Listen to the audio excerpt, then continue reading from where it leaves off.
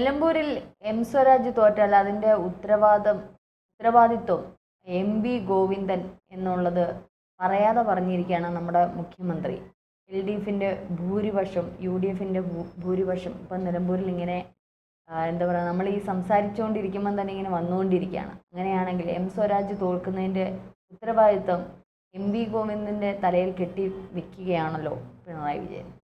അതെ, രണ്ട് പ്രധാനപ്പെട്ട മുന്നണികളിലും ഈ ചോദ്യം ചെയ്യലുണ്ടാകും. ഇപ്പോൾ നിലമ്പൂർ ഫലം പൂർണ്ണമായും പുറത്തു വന്നു കഴിയുമ്പോൾ നിലമ്പൂരിൽ ആരാ വിജയിച്ചത് എന്ന് ചോദിച്ചാൽ PV അൻവറാണ് ഇപ്പോൾ വിജയിച്ചിരിക്കുന്നത്. ഔദ്യോഗികമായിട്ടൊരു പക്ഷേ നിയമസഭയിലെത്തുന്നത് ആര്യാടൻ ഷൗക്കത്തായിരിക്കും. പക്ഷേ നിലമ്പൂരിലെ വിജയം അൻവറിൻ്റേതാണ്. അൻവർ എല്ലാവരും തുടക്കഘട്ടത്തിൽ പറഞ്ഞത് എന്താണ്? ഏറിയാൽ ഒരു 2000 വോട്ട് പിടിക്കും. വളരെ പുച്ഛത്തോടുകൂടിയാണ് പറഞ്ഞത്. പക്ഷേ ഓരോ ഘട്ടവും കഴിയും തോറും അൻവർ അതങ്ങ് ടോപ്പ് ഗിയറിലേക്ക് മാറുകയാണ് ചെയ്തത്. ഈ അൻവർ പിടിച്ചിട്ടുള്ള ഈ വോട്ടുകൾ മുഴുവൻ എവിടേക്ക് വരേണ്ടതായിരുന്നു? അത് UDFിന് വരേണ്ടതായിരുന്നു. അപ്പം ചോദ്യം ചെയ്യപ്പെടാൻ പോകുന്നത് ആര്? VD സതീശനെ ചോദ്യം ചെയ്യും. കാരണം PV അൻവറിനെ മുറ്റത്ത് നിർത്തിയത് ആര്? VD സതീശൻ്റെ ഒറ്റ വാശിയായിരുന്നു എന്ന് പറയുന്നുണ്ട്. UDF പ്രവേശം വളരെ എളുപ്പമായിരിക്കുമെന്ന് വിചാരിച്ചാണ് അൻവർ ഇങ്ങോട്ടേക്ക് വന്നത്. സാധാരണഗതിയിൽ അങ്ങനെയാണല്ലോ സംഭവിക്കുക. ഒരു മുന്നണി വിട്ടു വരുമ്പോൾ അടുത്ത മുന്നണിയിലേക്ക് കാർപ്പറ്റ് വിരിച്ചു കൊടുക്കുന്ന പതിവുണ്ട്. പക്ഷേ VD സതീശനെ അവിടെ വിലങ്ങിട്ടു, പുറത്ത് നിർത്തി. വീടിൻ്റെ പുറത്ത് നിർത്തുക എന്ന് പറഞ്ഞാൽ ആലോചിക്കട്ടെ എന്നുള്ള മട്ടിൽ അകത്ത് കയറ്റി ഇരുത്താമോ, പോർച്ചിൽ ഇരുത്തണോ, അതോ വീട്ടിനകത്ത് സ്വീകരണ മുറിയിൽ ഇരുത്തണോ എന്നുള്ളത് ആലോചിക്കട്ടെ എന്നുള്ള രീതിയിൽ പോയി. പക്ഷേ തെരഞ്ഞെടുപ്പിൻ്റെ ഓരോ ഘട്ടവും കയറി വരുമ്പോൾ ഈ അൻവർ ഉണ്ടാക്കുന്ന മുന്നേറ്റം മുസ്ലിം ലീഗ് മനസ്സിലാക്കി. മുസ്ലിം ലീഗിന് അറിയാം അൻവർ വോട്ട് പിടിക്കുമെന്ന്. അതുകൊണ്ട് മുസ്ലിം ലീഗ് എന്ത് ചെയ്തു? അവിടെ കാര്യമായി പ്രവർത്തിച്ചു. കുഞ്ഞാലിക്കുട്ടിയുടെ നേതൃത്വത്തിൽ അഹോരാത്രം ഊണോ ഉറക്കോ ഉപേക്ഷിച്ചു പോലും അവർ വർക്ക് ചെയ്തു എന്നുള്ളതാണ്. ഇത് ലീഗ് അങ്ങ് അവകാശപ്പെടുന്നതല്ല, കോൺഗ്രസ്സുകാർ പോലും പറയുന്ന കാര്യമാണ്. കോൺഗ്രസ്സുകാർ പ്രവർത്തിച്ചില്ലെന്നല്ല, അതിന് അപ്പുറം 10 മടങ്ങായിട്ട് ലീഗാണ് പ്രവർത്തിച്ചത് മുഴുവൻ.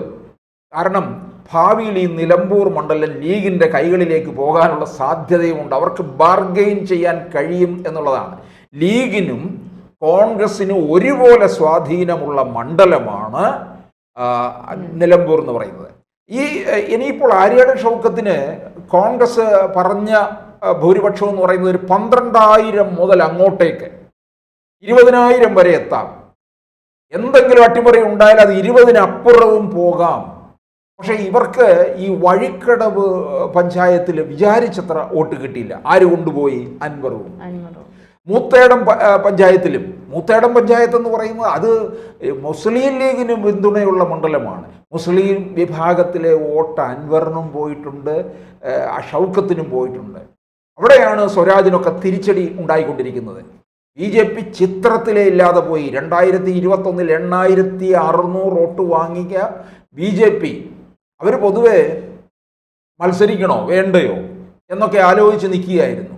അത് ഒരു മുസ്ലിം വിഭാഗത്തിൻ്റെ കോട്ടയാണ്, അല്ലെങ്കിൽ UDFിൻ്റെ കോട്ടയാണ്, അനാവശ്യമായി വരുത്തി വെച്ച തെരഞ്ഞെടുപ്പാണ് എന്നെല്ലാം പറഞ്ഞ് BJPയുടെ സംസ്ഥാന അധ്യക്ഷൻ ഒഴിഞ്ഞു മാറി ആദ്യം. പക്ഷെ രാഷ്ട്രീയമായിട്ട് നേരിടണം. അതുകൊണ്ട് എന്ത് ചെയ്തു? ഒരു ക്രൈസ്തവ വിഭാഗത്തിൽ നിന്നുള്ള ഒരാളെ സ്ഥാനാർത്ഥിയാക്കി. മലയോര പ്രദേശത്ത് ഈ കുടിയേറ്റ കർഷകരും മറ്റും ധാരാളമുള്ള ക്രൈസ്തവര് 12 മുതൽ 15% വരെയുള്ള മണ്ഡലം കൂടിയാണ് നിലമ്പൂർ. അവരുടെ പോലും വോട്ട് നേടിയെടുക്കാൻ കഴിഞ്ഞില്ല എന്നുള്ളതാണ്. പക്ഷേ ഇനിയിപ്പോൾ BJPക്കെതിരെ ഒരു പ്രചാരണം നടക്കും. കേരളത്തിൽ BJP വേര് പിടിക്കാൻ പോകുന്നില്ല എന്നുള്ളതിൻ്റെ ദൃഷ്ടാന്തമാണ് നിലമ്പൂരിൽ കണ്ടിരിക്കുന്നത് എന്നൊക്കെ പറഞ്ഞുകൊണ്ടുവരും. പക്ഷെ അതൊന്നും അത്ര കാര്യമായിട്ടുണ്ടാകത്തില്ല. കാരണം നിലമ്പൂരിലെ ഫലം എന്ന് പറയുന്നത് അതവിടെ മുസ്ലിം വിഭാഗം കോൺഗ്രസിൻ്റെയും ഒരു കോട്ടകൊത്തളമാണ്. അതിൽ അവർക്ക് തൊടാനായിട്ട് സാധിക്കത്തില്ല. പക്ഷേ ഒന്നുകൂടി അധ്വാനിച്ച് അവർ വോട്ട് വിഹിതം വർദ്ധിപ്പിക്കണമായിരുന്നു. എങ്കിൽ BJPക്ക് ഒരു മുന്നേറ്റം ഉണ്ടാകും എന്ന് കണക്ക് കൂട്ടാമായിരുന്നു. കാരണം ഇതിപ്പം വളരെ താഴെ പോയിരിക്കുകയാണ്. അപ്പോൾ എന്തായാലും ഈ അൻവറിൻ്റെ നേട്ടം എന്ന് പറയുന്നത്, അൻവർ പിണറായി സത്തെ ചോദ്യം ചെയ്തിറങ്ങി വന്ന ആളാണ്.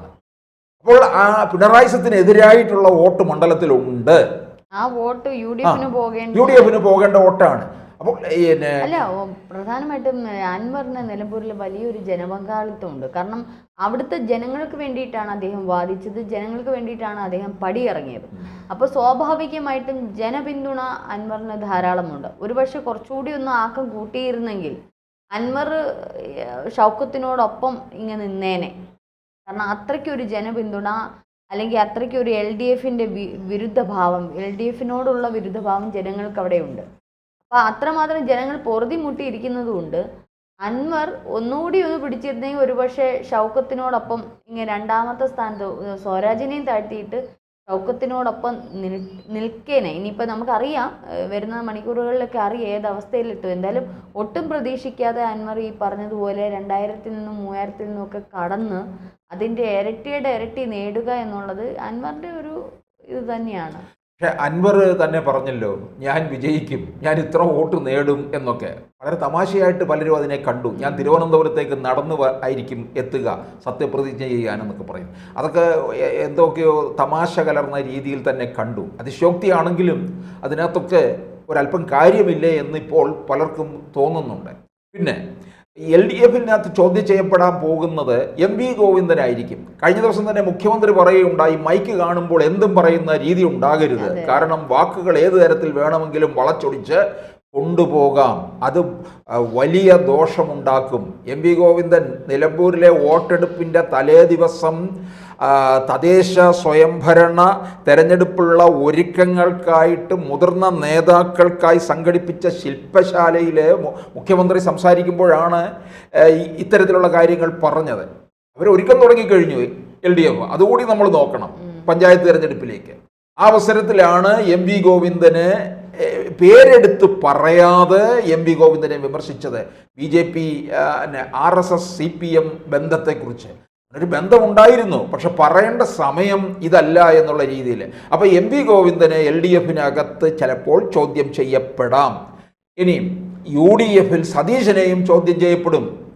തോറ്റാൽ അതിഗംഭീരമായി ചോദ്യം ചെയ്യപ്പെടും, ജനകീയ വിചാരണ നടത്തും. ഇവിടെ വിജയിച്ചാലും ചോദ്യം ചെയ്യപ്പെടും, കാരണം പ്രതീക്ഷിച്ച ഭൂരിപക്ഷത്തിലേക്ക് എത്തുന്നില്ല.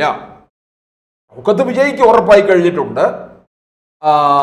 പ്രതീക്ഷിച്ച ഭൂരിപക്ഷം കിട്ടാത്തത് എങ്ങോട്ട് പോയി? ആ വോട്ട് പിന്നെ അൻവറിലേക്ക് പോയി. അൻവറിനെ കൂടെ നിർത്തിയിരുന്നു എങ്കിൽ ആ വോട്ട് കൂടി ശേഖരിച്ച് ഭൂരിപക്ഷം വർദ്ധിപ്പിക്കാമായിരുന്നു. അപ്പോൾ ഒരു കാര്യം നമ്മൾ ഇനി മനസ്സിലാക്കേണ്ടത്, അൻവറിന് കിട്ടിയ വോട്ടും ഷൗക്കത്തിന് കിട്ടിയ ഭൂരിപക്ഷവും വെച്ച് നോക്കുമ്പോൾ കേരളത്തിൽ ഭരണവിരുദ്ധ വികാരം ഉണ്ട് എന്ന് തെളിഞ്ഞിരിക്കുകയാണ്. എം വി ഗോവിന്ദനും പറഞ്ഞിട്ടുണ്ട്, LDF കൺവീനർ രാമകൃഷ്ണൻ പറഞ്ഞിട്ടുണ്ട്, ഇത് ഭരണത്തിൻ്റെ വിലയിരുത്തൽ ആണ് എന്നുള്ളത്. അപ്പോൾ ഇത് മനസ്സിലാക്കിക്കൊണ്ടായിരിക്കും LDF ഇനിയും മുന്നോട്ട് നീങ്ങാൻ പോകുന്നത്. എന്തായാലും കാര്യമായ തരത്തിലുള്ള രാഷ്ട്രീയ മാറ്റങ്ങൾ കേരളത്തിൽ നിലമ്പൂരിൽ നിന്ന് തന്നെ ഉണ്ടാകും എന്നുള്ളത് ഉറപ്പാണ്.